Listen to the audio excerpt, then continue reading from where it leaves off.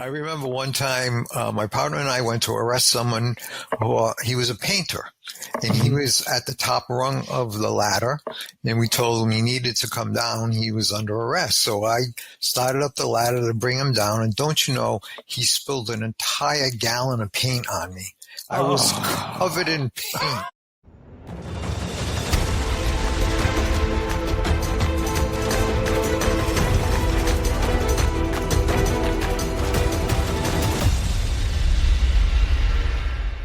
Hey, gang. Welcome back to the next episode of Game of Crimes with Murph in the morning. Thank you so much for coming back every week. You know, I couldn't do it without any of you folks, and I understand that. So thank you. This week's guest it's an honor to have this gentleman on here. He's another law enforcement legend, especially in the northeastern United States, the New England area. He is a 40-plus year law enforcement professional. 24 years with the Rhode Island State Police, made it up to major rank, which he was number 2 in the entire agency. Then, 24 years wasn't enough, so he became a police chief in Rhode Island for, I think, 16 years. And that wasn't enough, so then he became a prosecuting attorney for a number of years. He's written a couple of books, and he's also an adjunct professor as well as a former dean. Now, I'm not sure how I got him on here to give us this much time because he doesn't have a lot of free time in his life. But ladies and gentlemen, please welcome Anthony Pesare to the show. Anthony, thank you so much for coming on Game of Crimes. Thank you so much for inviting me. It's been an honor to talk to you and get ready for our appearance here today. But as you know, I always start off by saying, and you know this, that nobody does anything in law enforcement alone. It's Absolutely. A team effort. So when I speak about my cases, my life, and that sort of thing, those people are just as important as any one person. So Absolutely. Thank you for having me on again. It's very exciting, I have to tell you. Well, I hope when we finish, you still feel that way. But we want to have some fun here today. But it is, you're absolutely right about that. And our regular listeners here, they hear me talk about the brotherhood and the sisterhood within the Blue Line organizations, our culture, the law enforcement culture. Mm-hmm. So they're very familiar with nobody does a job solo. There's a lot of people that will claim they do. Exactly. And if you vet those people, you find out they probably didn't do what they claim they did. I know. What are they? Stolen valor? Is that what they call that? That's one way to put it. Yeah. Some people call it a BS artist. It's amazing over the years how many conferences I've been to where, it's multi-agency conferences and you take your break. And of course, in the evenings, we typically end up in a bar and everybody's kind of chit-chatting around. And somebody would come up going, Murph, there's a guy over there said he was there when Pablo was killed. Do you know him? And I'm looking over and it never was a DEA agent. It's always somebody from another agency. Yeah, of course. I've never seen that guy in my life. Go tune him up. I'd like to hear what he's got to say. Yeah. And when there's New York guys there, they can't hold their tongue. And finally, after a few minutes of the guy still pontificating about all the glorious things he did, they'll look at him like, hey, mother, you know what? Do you know who that is right there? That's Murph. That's the guy that was there when Pablo was killed. And typically the guy says, oh, man, look, I got to call my wife. I got to go. I'll see you guys. But, hey, you got to teach from horn. It's probably not worth tooting. Right? Yeah, exactly. Well, I hit Anthony up this morning with our small town police blotter idea, and he didn't hesitate at all. I said he's to participate. And, we like to talk about stupid criminals on here. We understand serious things that we talk about, crimes that are committed against innocent people and some who aren't so innocent, but they don't deserve to be murdered. But we got to add a little humor in here because this could be a dark topic. And as you guys know, this is a show about crime. We talk about bad people. We talk about bad people doing bad things to good people. And we are going to take the show seriously, but we're not going to miss this opportunity to have a laugh at a couple of criminals, one from Rhode Island and one from Florida, because we have no shortage of criminals here in Florida, especially the stupid ones. But Anthony, if you would, go ahead and tell us about your guy in Rhode Island. Okay, thank you. This is called playing the wrong music or forgetting the truth. So a man in his 40s was at a bar in Providence, Rhode Island called Deadbeats when 3 men in their 30s reportedly dragged him out and assaulted him. It was so bad that they may have broken his jaw and he may have lost consciousness. It sounds like he'll be fine, but the identities of the attackers and the victim haven't been released. According to police, the victim said he had been dragged out of the bar in the city and beaten up over his song selection in the jukebox. The victim told police he had lost consciousness and that he thought his jaw might be broken. Police said they observed a cut on his chin and he was still bleeding and severe swelling on the side of his face. The victim was taken by rescue to Rhode Island Hospital for his injuries. Well, that's the story from the victim. Now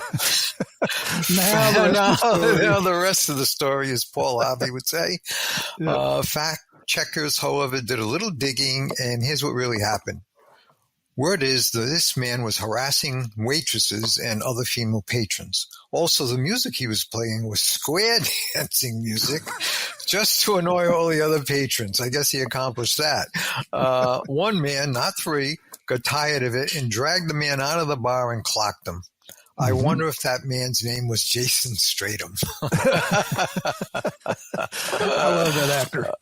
Yeah, he's a great actor. Great action film. Yeah, it's amazing how people remember things differently, isn't it? Yeah, exactly. And it's amazing how when you're in law enforcement or just a regular human being, when you hear one story that I think automatically we want to know the other half of the story and the real story. And then when you're in law enforcement, you talk to somebody and you almost have this BS meter that tells you that this isn't the true story. When I was still up in D.C., still on the job, it was actually Thanksgiving holidays, and I was in our attic over the garage getting Christmas decorations out, and I misstepped and went right through the ceiling, fell about 13 feet on the concrete floor, broke my right ankle. And luckily I hit my head, so I didn't have any damage there. But, I'm walking around on crutches and going in the office, and people were asking me what happened. And your close friends are like, no, you didn't fall through the roof. You stopped over to 7-Eleven, and there was 4 guys in there robbing the store, and you were able to take out 3 of them, and the 4th one shot you, Wow, that's a pretty damn good story. Yeah. Well, I remember one time my partner and I went to arrest someone who he was a painter. And he was at the top rung of the ladder, and we told him he needed to come down. He was under arrest. So I started up the ladder to bring him down, and don't you know, he spilled an entire gallon of paint on me. I was covered in paint. No, we were detectives for his plain clothes. And I'm like, what is the story going to be behind this? Because I know my partner, as soon as we got back, was going to tell some horrific story. Like, the guy struggled with me, and then he dumped the paint can on me. We literally came back to my house, and he was like hosing me down to get the paint off.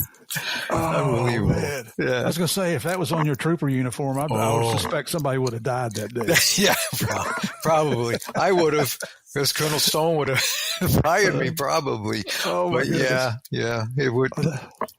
I mean, like you said, you just can't make it up. Sometimes truth is stranger than fiction. Yep. That's absolutely true. That's I actually have a Patreon subscriber channel where one of the monthly selections is "You Can't Make This Crap Up," and it's about these stupid criminals. And it's funny because I was researching one for you this morning. Oh, okay. Or last night, and came up. I found a new website. So all of you that come over to Patreon, I got a lot of new material for you coming up. That's good. Oh, stuff. I remember we arrested an escapee from the prison. He was hiding under one of those little pools for little kids. He hid under there. So we arrested him, put him, and he was in minimum security, and he just ran. So we had him in the back seat. I told him he was under arrest and he was going to be charged with escape. And he went, escape? The best you got me on is failure to promise. I said, failure to promise? He said, yeah, I promised not to run away when they put me in medium. I didn't escape. Again, you can't make it up. No. Rocket scientist. Yeah. You probably encountered that guy in law school, didn't you? Yeah. He was a teacher. All right, let's get over to the jerk from Florida here. So this involves our Florida Highway Patrol, who we love dearly here in Florida, FHP.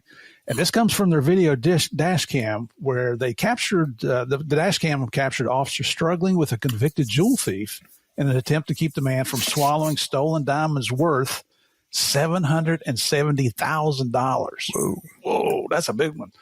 And this happened on February 26th of this year. The apprehension of Jathan Gilder, 32 years old. He was up on I-10 in Chipley, which is a Florida city about 330 miles north of Orlando. Gilder was pulled over by troopers who had received a bolo from the Orlando cops investigating the robbery earlier that day at a Tiffany store here at one of our malls. Gilder, whose rap sheet contains a litany of jewelry robberies, was suspected of posing as a representative of an NBA player interested in purchasing diamonds. Well, that's pretty slick. That's a good one, yeah. After being shown to a private room, the man grabbed 2 sets of diamond earrings worth, one was $609,500, the other $160,000, and he ran from the store.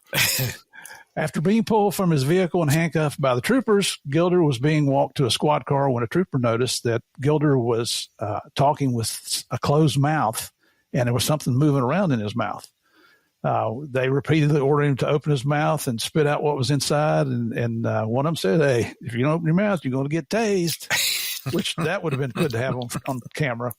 But what did he do? He swallowed him, right? Oh, so and you can see, I watched the video. You can see him. They're grabbing him by the throat, trying to get him to not swallow him. It didn't work out too good.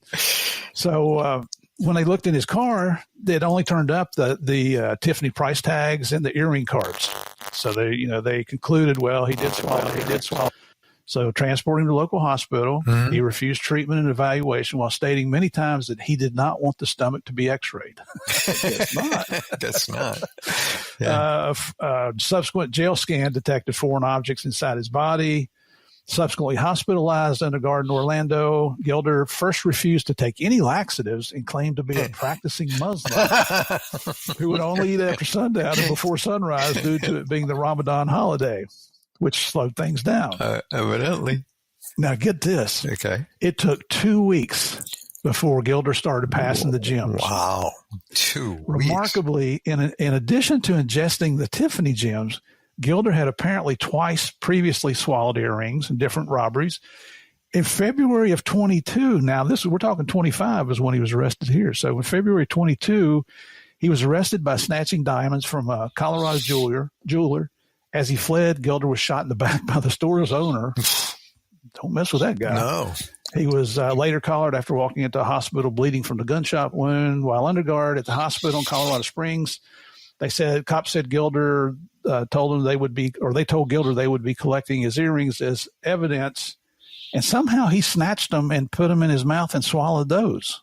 I'm not sure how that happened, but I guess he still had the earrings in his possession when he went to the hospital, and then the cops showed up. Yeah. So anyway, they subsequently had to search his excrement. That's kind of gross. That's what you get a rookie for. I was wondering who got that assignment. It's got to be a rookie, right? Yes, we always eat our young in law enforcement. So yes, we do.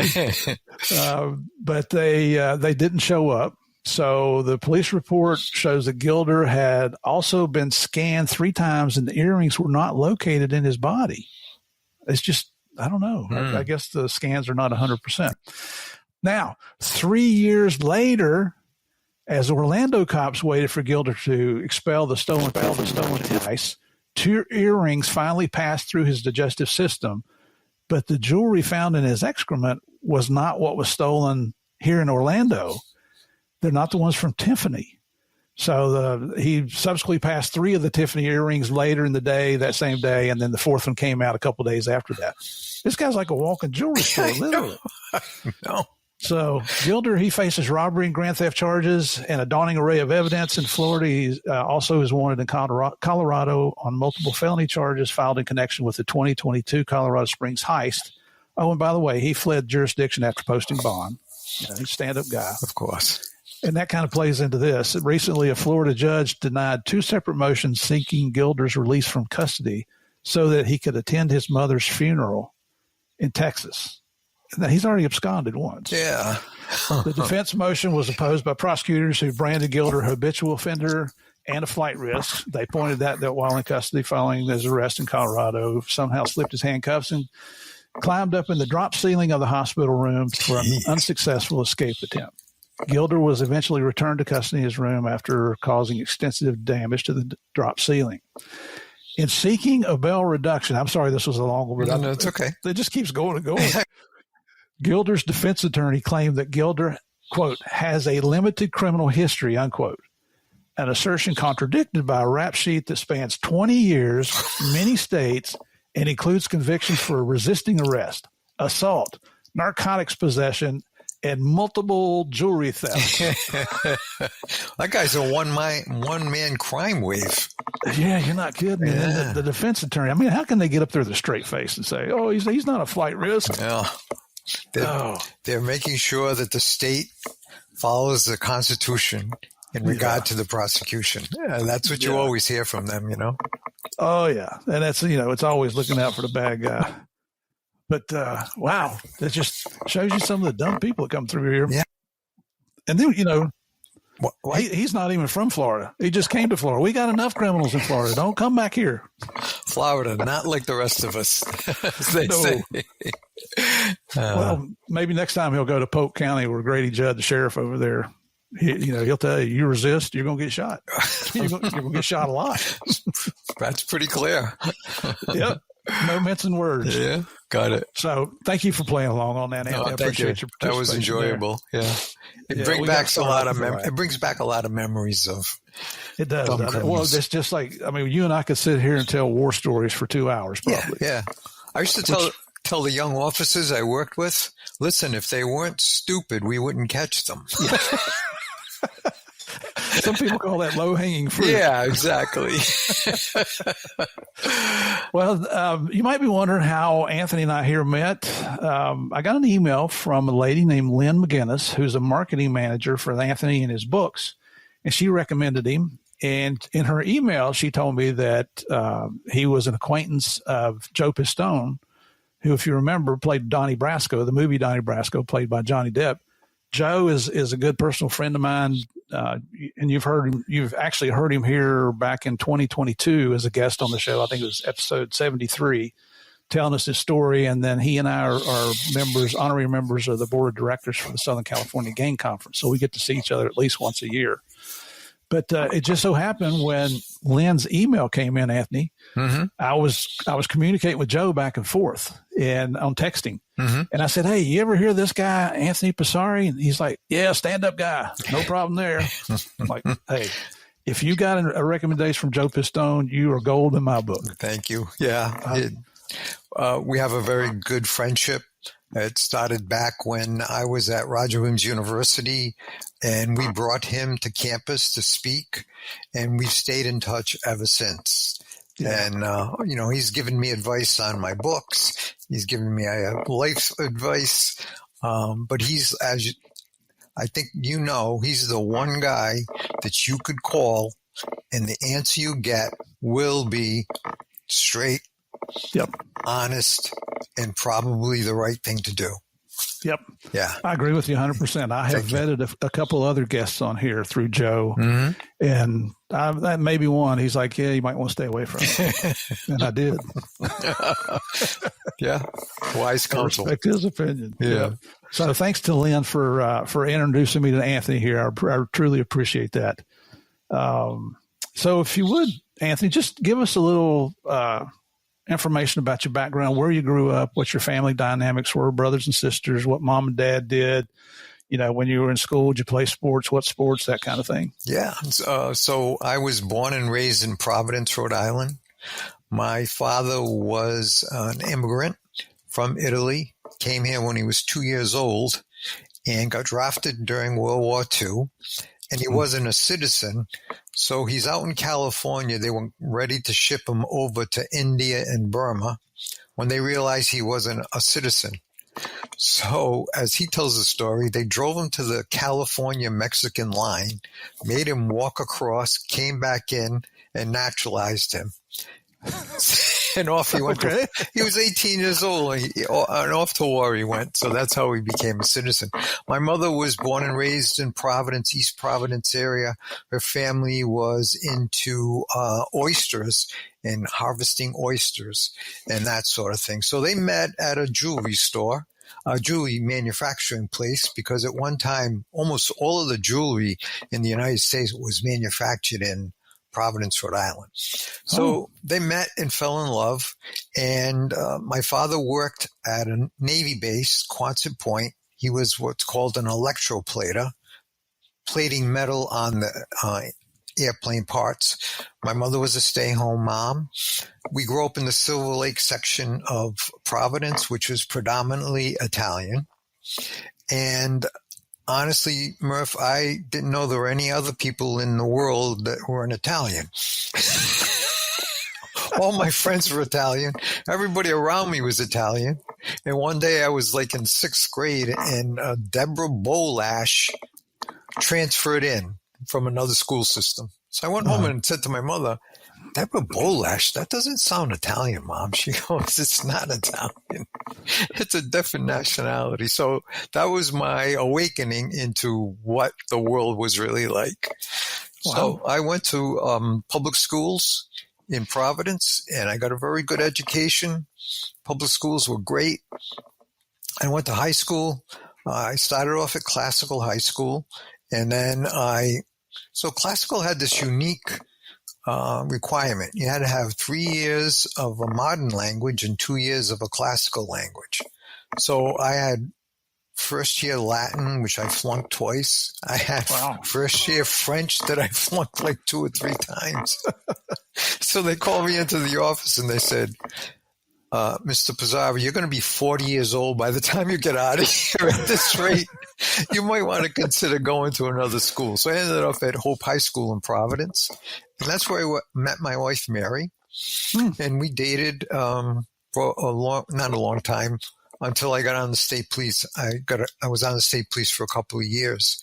I have 2 younger sisters. My sister Susan, my youngest, works at a bank, and my middle sister, as they say, Linda, is an LPN, and she's retired, and she used to work almost exclusively at the Veterans Home in Bristol, Rhode Island, because she felt like that was a way of honoring her father, our father, who was a veteran, you know? Nice. So after Hope High School, I went to Bryant College for 2 years, which was just starting up a criminal justice program, which is the reason I think I got in, because it was because of my academics. So I got in, and for 2 years, I was at school, but always wanted to be a police officer, a state trooper. My wife and I got married, and we have 2 daughters. My oldest daughter, Jennifer, is a school teacher in Middletown, Rhode Island, and my youngest daughter, Amy, works for Neighborhood Healthcare Plan, and she is a business analyst, which she has explained to me on numerous occasions what she does, but I still have no idea what she does. Yeah, I understand that. But I think Murph, that in order to survive in this racket, so to speak, and come out with your head clear, you need a strong support system. And my wife and her family and my family provided me with that. Excellent. Yep. Now, you guys have been married for how many years now? So in June of next year, we'll have been married 50 years. Wow. Congratulations. I know. And I got the scars to show it and to prove it. And that from the skillet hitting you upside the head? Yeah, a couple of those. Yep. A couple of tosses out the door, clothes on the front lawn. But so now my philosophy is, yes, dear. Yes, dear. It takes a long time. It takes a long time. When you talk to young cops that are getting married, it's like, that's the first thing you need to learn. Yeah. Yeah. Why does it take us so long to learn that? I don't know. Slow learners we are. Yeah, that's what exactly. It is. Exactly. Did you, do you speak Italian? Just a little bit. Okay. My father spoke Italian, but when he came to this country, he was taught that one of the ways to be successful was to work hard and assimilate. So he learned how to speak English. So, I've learned phrases and things like that. And I've taken I was tutored in Italian for a couple of years, but at this stage of my life, the translation, by the time it goes through and comes out, they're on to another subject. I can relate to that through my Spanish. So Oh, okay. Being a Southern boy, when I say hello, it's hola, y'all. Yeah. If there's ever a a language I would encourage young police officers to master would be Spanish. Right. Absolutely. I mean, it's so prevalent, not just here in our country, but around the world. Yes, exactly. Yeah. Yep. It helps. It really does help. Yeah. Now, what year did you graduate high school? 1971. Okay. And when did you apply to go into the state police? So that was 2 years later. I was accepted into the class of 1974, the Rhode Island State Police recruitment class. While I was at Roger Williams, they did a recruitment. I was accepted, but then there was a riot at the prison. And at the time, corrections wasn't as geared up to handle riots as they are now. So we went in to handle the riot. I always remembered, and it's a strange observation, but all of the murderers were little guys, small. Really? Yeah. And I don't know if it's the Napoleonic complex or what, but it was ironic to me. So because of that, I was delayed in going into the school. So my 2 years had passed and it was too late to go back.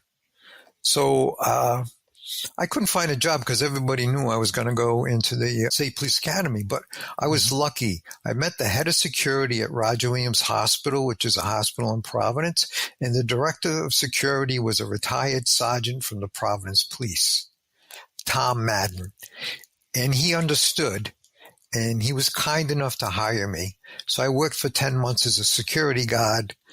The academy opened up and I went in May of 1974. Why the state police? Why not a local police agency or feds or county? It's a good question. My uncle, my mother's brother, was a state trooper. He joined in 1952. He had spent 2 years previously as an East Providence, Rhode Island police officer. And then, so he was always the hero of the family. But honestly, it never drove me to want to be a state trooper until when I was at school. I worked a part-time job at a drive-in. Now, I know young people won't even know what I'm talking about. I do. Oh, you do? Good. Okay. So at the drive-in, it was an outdoor theater. So you had this initial rush of people getting in, getting their spots, but there was something, they used to call it after box office. So I would sit in the booth along with a Seekonk police officer, Seekonk, Mass. And every time it was a different officer, it was a detail for them. And I got to speak to them, for lengths of time about what they did, what their life was like, et cetera, et cetera.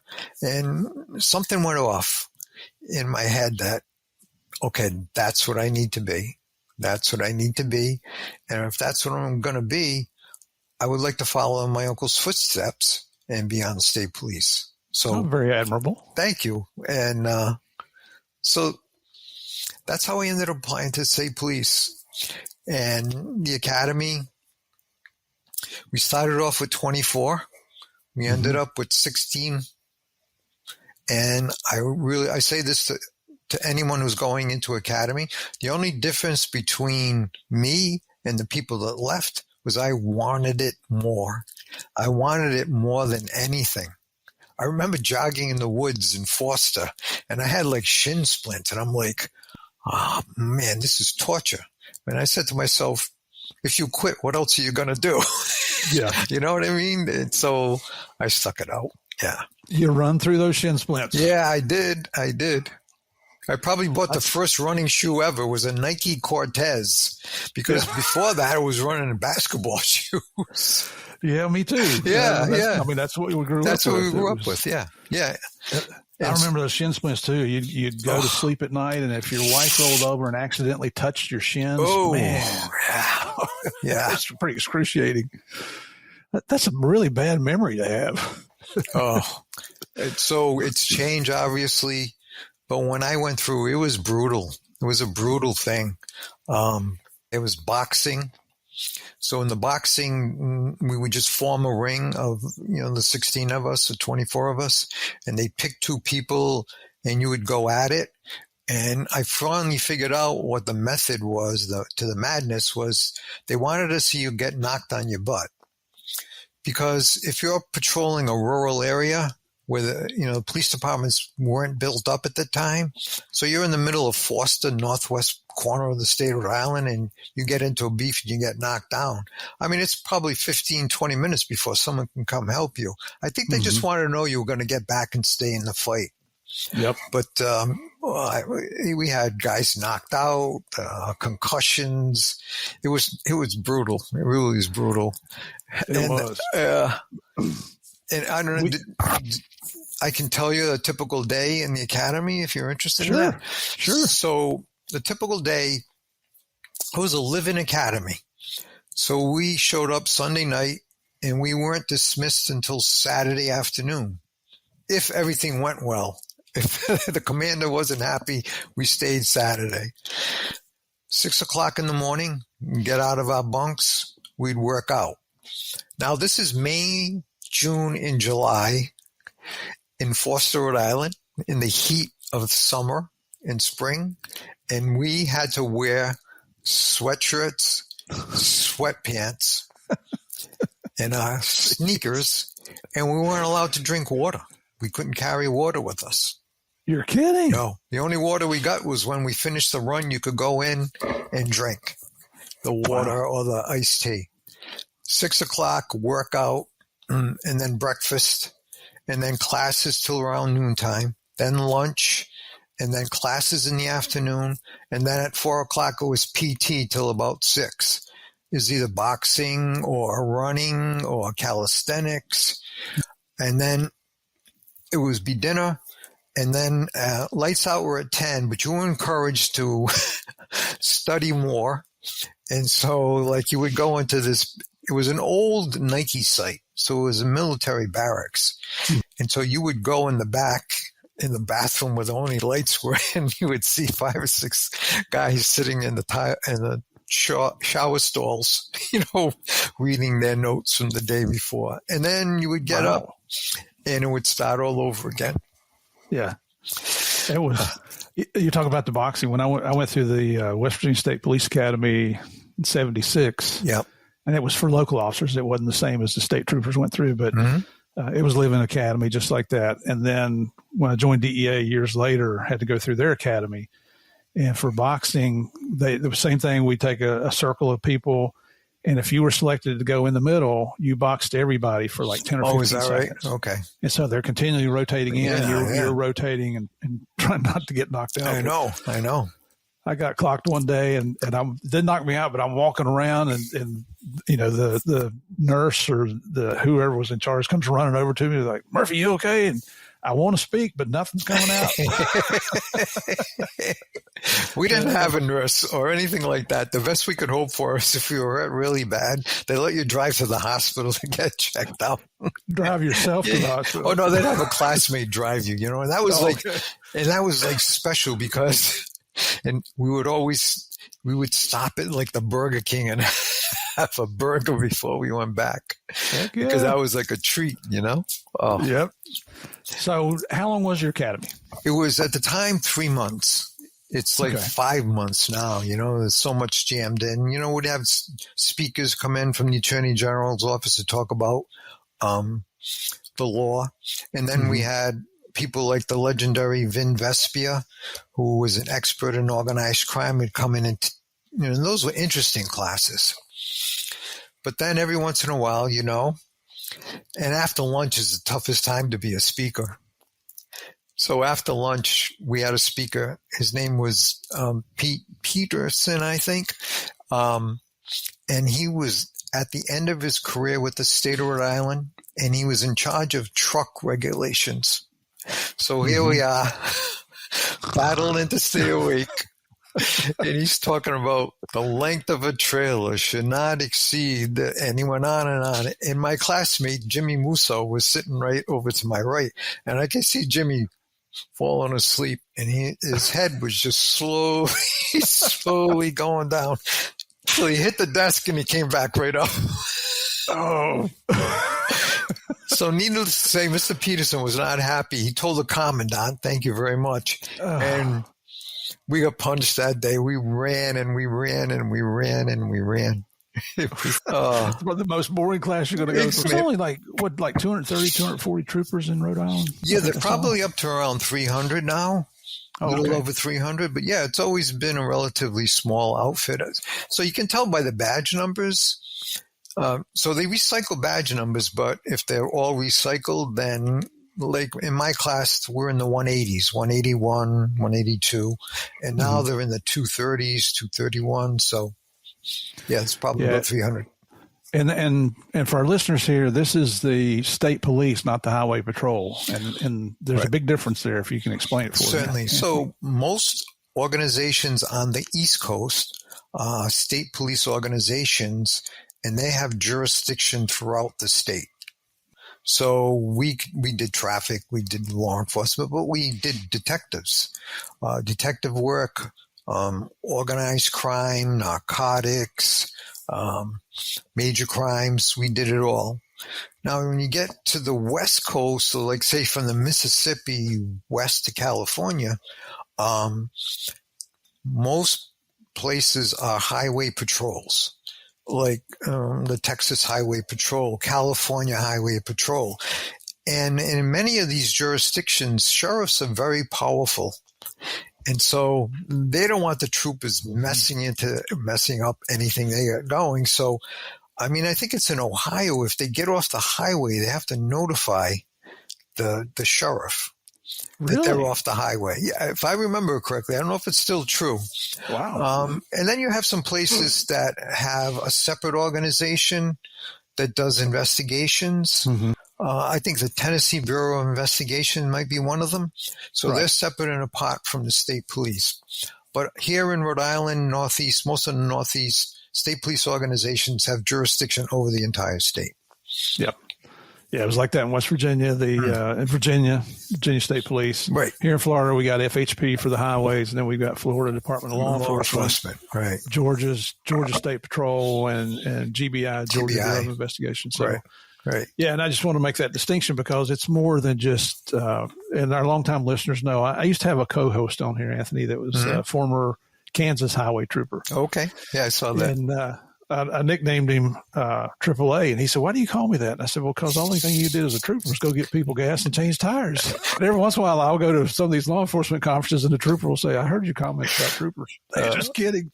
Yeah. Oh, I remember we used to get a lot of grief from local police officers because our uniform is quite distinct. If you could think of the Royal Canadian Mounted Police, it's kind of a copy of that, but it's gray and red as opposed to theirs being all red. But anyway, we used to hear, especially from the Providence Police, that, hey, there are show horses and there are work horses. You guys are the show horses and we are the work horses. Busting stones everywhere. Oh, yeah. And there's always these rivalries between departments. You know what that's like, you know? Yeah. And when I was coming up in law enforcement, there were these silos, Providence Police, State Police, Feds, and we didn't talk to each other. And the only ones that benefited from that were the bad guys. Exactly. From the bad guys. So it took years and years, but I think those silos have finally been minimized. Let's put it that way. Minimized. Yeah. But it still goes on. But it's 100% different. Cooperation now is the key to law enforcement because we all, especially when I was running a local police department, I had 50 officers. I had 4 detectives. I couldn't handle a major laundering case, money laundering case, or something extensive like that. I wouldn't hesitate to call in other police departments, the feds, the state police. And I think that's what's changed. Yeah, I agree with you. And even in the feds have tried to go, the military went to their Purple Command where they're sharing information. And the feds we've tried to do that. My last position, I was the director of the OCDEF Fusion Center. And had, let's say, 18 agencies in there, and we worked in conjunction with the DEA Special Operations Division, which I think had 28 different ages, 25, because they had the Intel community in there. But there's still, you get the old heads in there, and there's still that old way of doing things, and we're not telling you anything, and we don't want to share, and we're going to hold back. And you're exactly right. My question to them when they'd start that crap is, tell me how you serve the taxpayers of the United States today, and who benefited from the stupid decisions that you're making. Absolutely. And that tended to them, lead them to where they wouldn't come talk to me anymore. Yeah, I was going to say. It wasn't such a bad thing. You weren't going to ask for them to pick you up a coffee because Lord knows what they were going to bring back. They might have a little special, little added stuff. So when you're ready to graduate the academy, do you get any say-so as to where you get stationed? No, absolutely not. So what happens is the day I graduated, so after the ceremony, they brought us into the classroom at the Nike site, and they went basically like this. Steve Reynolds, badge 17, Situate Barracks. Tommy O'Hearn, badge 186, Wickford Barracks. Went down the list. I never heard my name. Duffy. At the end, they said, Pesare, Schneider, and O'Hearn, we don't have a slot for you now, so go out and get a good job, and we'll call you. What? Yeah. I was devastated. I went home, and there's this party waiting for my parents. I mean, I just went up into my room and bawled my eyes out. And oh my God. I know. And I'm like, what do I do now, And were you getting paid in the academy? Yeah, $125 a week. Yeah, boy, you're rich now. Yeah, I was rolling in the dough, man. And I was going to buy that Mercedes, but then they told me I didn't have a job. My gosh. Oh my God. And no, stay in touch with us. Nothing. It was just a cold, go out and get a good job. Wow. So luckily for me, in 2 weeks, there was an opening. So I got on, and then about a month later, John Schneider and Tommy O'Hearn were hired. And John Schneider was married and had kids. He had no job. But anyway, someone prevailed on the superintendent, maybe through the government. I don't know. But anyway, they got on. But so I was on the job for a period of time, and I said to the lieutenant, I said, how do they decide that I didn't get on and some of my classmates did? He said, it was alphabetical. I said, alphabetical? How does Reynolds, Quinn, why? They're not ahead of me in the alphabet, but they got on and I didn't. So they just blew me off. So wow. I don't know the rhyme or reason for it, but on top of that, even the fact that they're not telling you where you're going to be assigned until the day after you graduate. Yeah. That's old school. Well, it's real old school. And then it was like report on Monday, report at 11 o'clock tonight. And then every 6 months they would rotate you to another barracks. Unless someone got in the shit, then I would, they would take 2 rookies and move them there. And it was just, it was brutal. We worked 15-hour days. So we worked from 8 o'clock in the morning till 11 at night. We did that 4 days in a row, and we had 2 days off. And then if you were working nights, you came in at 10 o'clock and you worked till 8 the next morning, doubled up, because during the day you were on your own. And that would be the same thing. It would be 4 or 5 days and then 2 days off. Wow. It was incredible. Of course, you got overtime for everything over 40, right? No, we did not. In fact, when I transferred into detectives, what they said was, okay, we're not paying you overtime, but we're going to give you 25% more in your pay than a uniform trooper. And I'm like, wow, this is great. but that 25% meant they could work you for 1,000 hours, and they did. Yeah. They just did. And it was just the culture then. That's the way it was, and there was no complaining. There was no filing grievances. It was just basically If you wanted the job bad enough, if you wanted to do the things you wanted to do, then you stuck with it. Now, back there as young rookies, man, we were willing to work 24/7. Yeah. Oh, absolutely. Absolutely. And they knew that. And they knew it. Yeah. Well, even today, the feds still have that 25% thing. Do they? So there is no overtime. You get straight 25% if you work 40 hours a week or if you work 140 hours a week. It's the same amount of money every paycheck. But you never come out. No. No. And we didn't know enough. We didn't think it through when they said the 25%, but you know what? I think I would have put those hours in anyway, because as you know, once you sink your teeth into an investigation, it's hard to let go. Yep.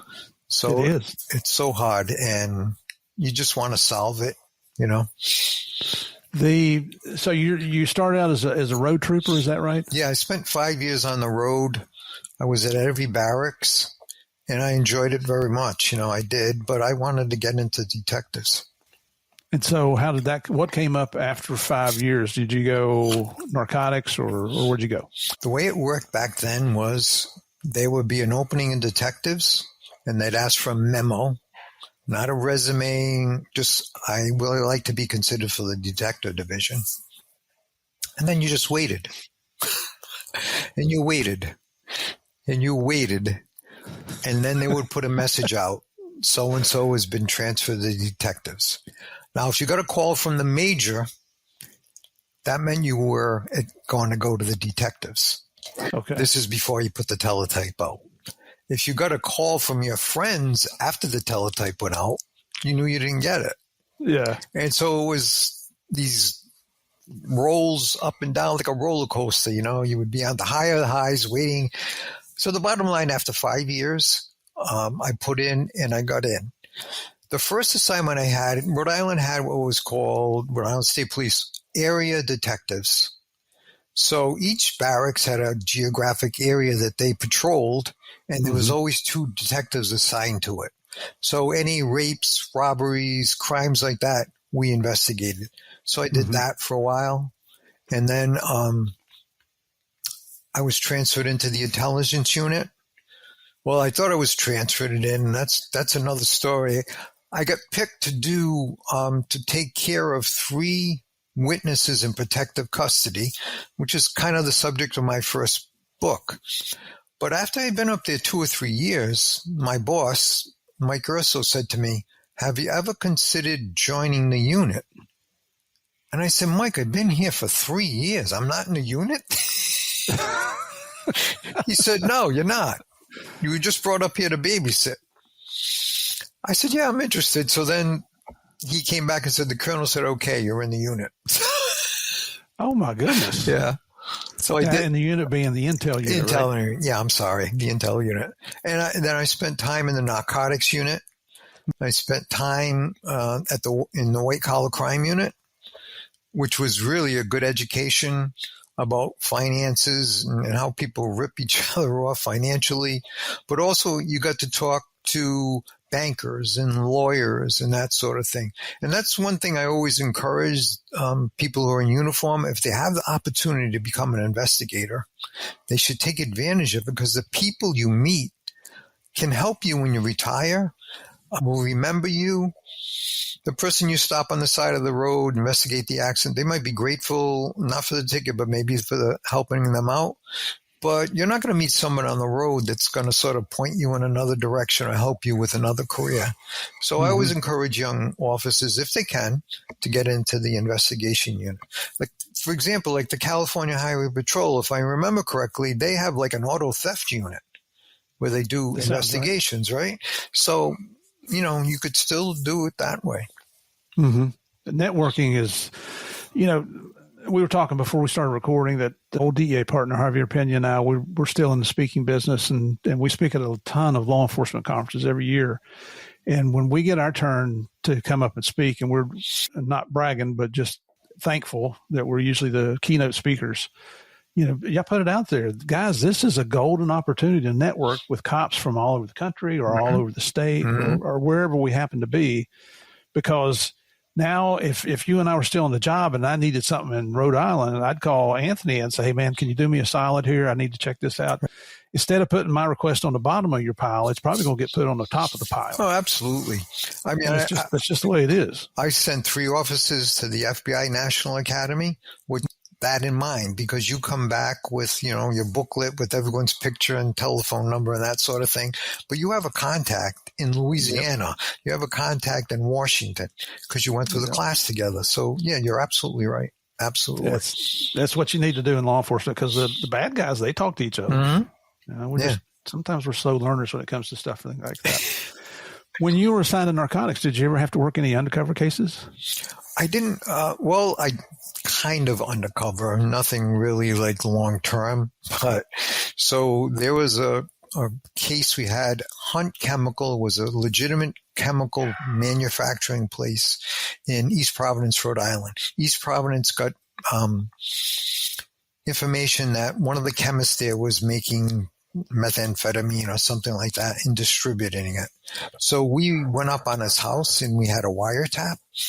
So we needed to rent an apartment nearby. So I posed as a physician at a nearby hospital. I got a lab coat. The hospital gave me an ID.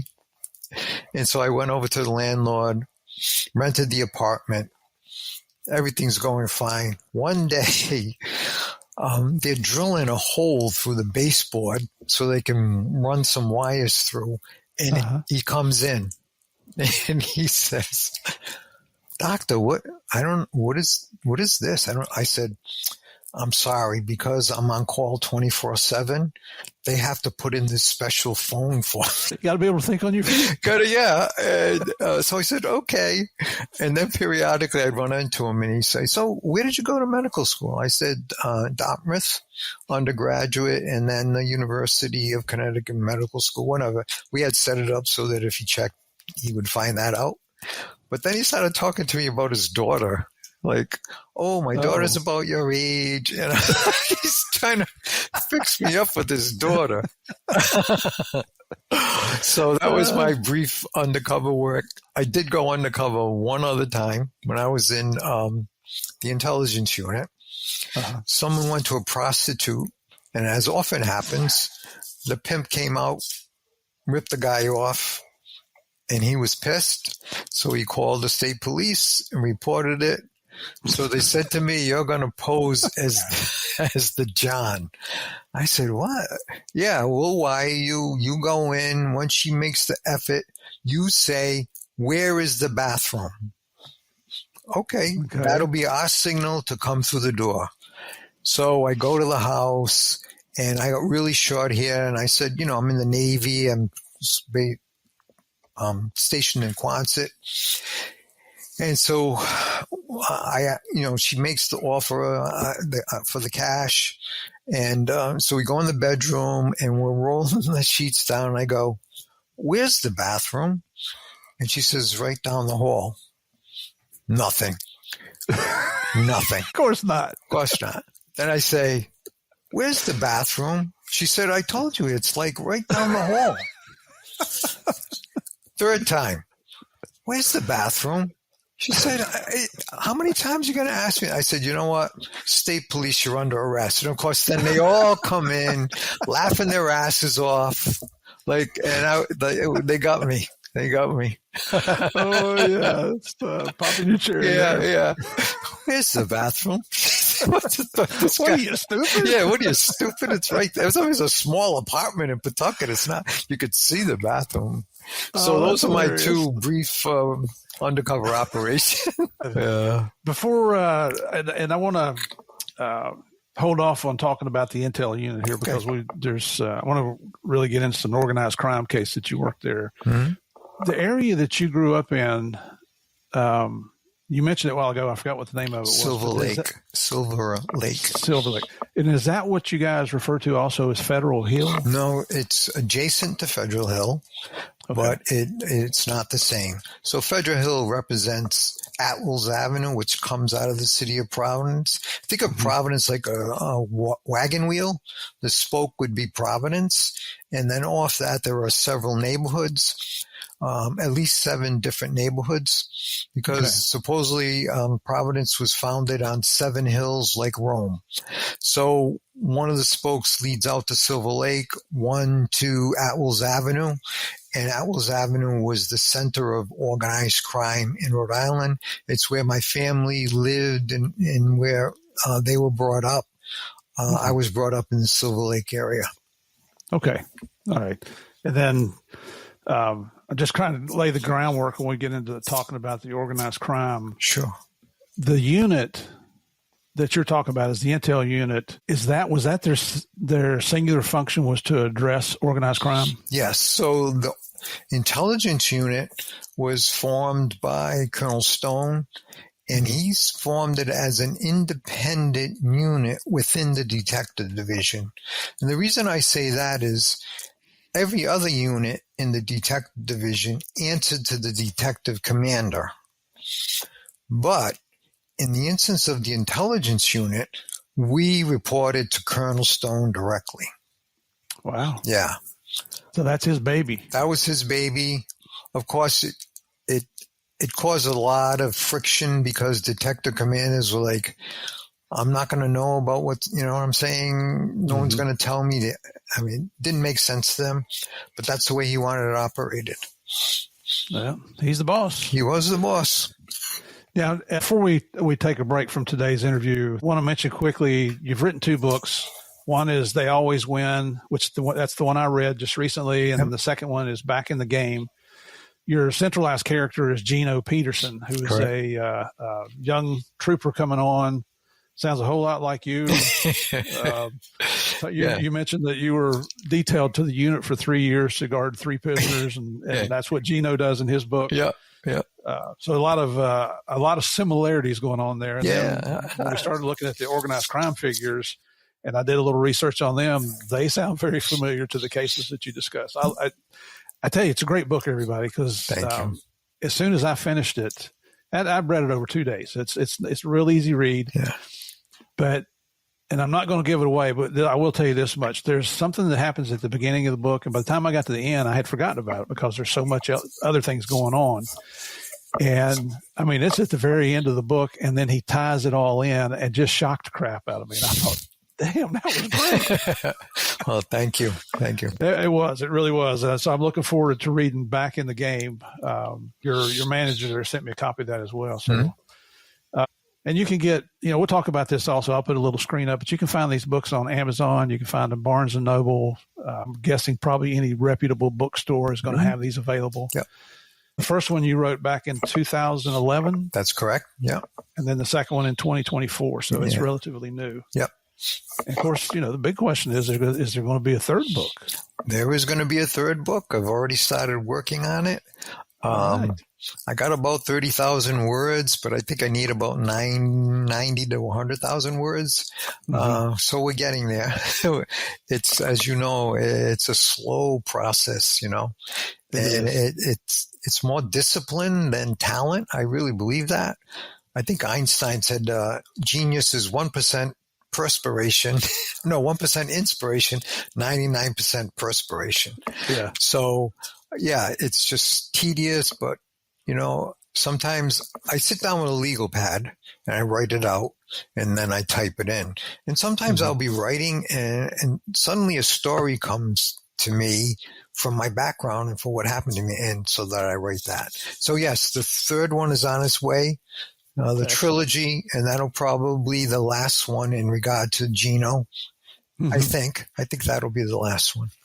And he just happens to be from Italian descent also, right? Yeah, it's amazing. The parallels, I have no idea. I just listened to The Muse. The Muse. No, I would have to say the first book is like 70% real, just fictionalized, and 30% fiction.